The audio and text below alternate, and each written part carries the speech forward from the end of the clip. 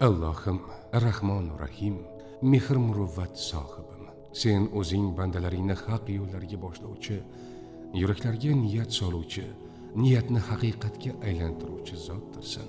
Bugun mana shu qalbda bir orzu yashnayapti.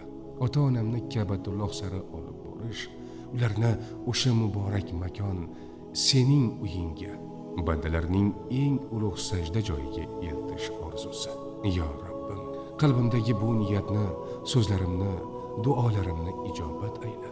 Ota-onamni o'zingning soyangda asra.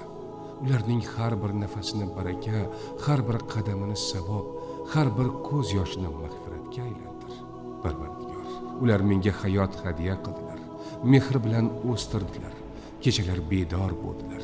Endi menga nasib etgin ey Qahhor, ey Karim, ey mehribon zot. Ularni Ka'batullohga olib borish, u joyda Baytulloh soyasida sening nuring bilan yuzlarini yoritish baxtini ato etgin. Allohim, ota-onamni Zamzam suvidek gunohlardan pok, yuzlarini Masjidul Harom havosiday sof, Ka'ba atrofida aylanayotgan qalblarday halovatli qilgin. Ularning hayotini Makka tongiday muborak, umrini Madinai Munavvaradek nurli, ko'ngillarini sening rahmat dengizingday keng qilgin. Ey mehribon zot, bizni o'sha muqaddas joyga yetkaz. Ka'ba devorlariga yuz qo'yish baxtini ato et.